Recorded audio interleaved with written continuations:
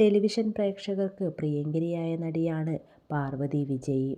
കുടുംബവിളക്ക് എന്ന പരമ്പരയിലൂടെയായിരുന്നു പാർവതി അഭിനയ രംഗത്തേക്ക് കടന്നുവരുന്നത്. അതിലെ തന്നെ ക്യാമറാമാനായ അരുണുമായൊത്തുള്ള വിവാഹം വലിയ രീതിയിൽ ചർച്ചയായിരുന്നു. ഇരുവരും ഇന്ന് ഡിവോഴ്സായി വേർപിരിഞ്ഞാണ് താമസിക്കുന്നത്. ഇരുവർക്കും യാമി എന്നൊരു മകൾ കൂടിയുണ്ട്. ഇരുവരുടെയും കുടുംബജീവിതത്തിൽ സംഭവിച്ചതെന്താണ് എന്ന് ഇരുവരും ഇതുവരെ പുറത്തു പറഞ്ഞിട്ടില്ല. അരുൺ ഇപ്പോൾ സീരിയൽ താരമായ സായി ലക്ഷ്മിയുമായി ലിവിങ് ടുഗദർ ബന്ധത്തിലാണ്. 4 വർഷത്തെ ദാമ്പത്യ ജീവിതം അവസാനിപ്പിക്കുന്നു എന്ന് പറഞ്ഞുകൊണ്ട് പാർവതി വിജയ് തന്നെയാണ് രംഗത്ത് വന്നിരുന്നത്. പാർവതി രണ്ടാമതും വിവാഹിതയാകാൻ പോവുകയാണ് എന്ന വിവരം തൻ്റെ ഇൻസ്റ്റഗ്രാമിലൂടെ അറിയിച്ചിരിക്കുകയാണ്. പാർവതി കുറിച്ചതിങ്ങനെ: ഞങ്ങളുടെ വിവാഹ നിശ്ചയം കഴിഞ്ഞു. ഞങ്ങളുടെ രണ്ടാം ജീവിതം കുടുംബത്തിൻ്റെ അനുഗ്രഹത്തോടെ ആരംഭിച്ചിരിക്കുകയാണ്.